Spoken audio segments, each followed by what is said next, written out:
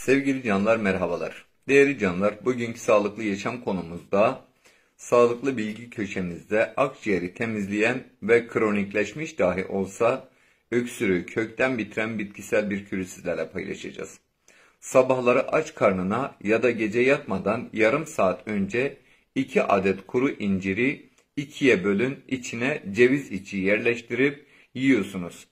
Kuru inciri cevizle beraber tüketmek akciğeri temizler ve kronikleşmiş dahi olsa öksürüğü kökten bitirir. Değerli canlar, videoyu yararlı bulduysanız ihtiyacı olan insanlara ulaşması adına paylaşmayı ve beğenide bulunmayı unutmayın. Hoşça kalın.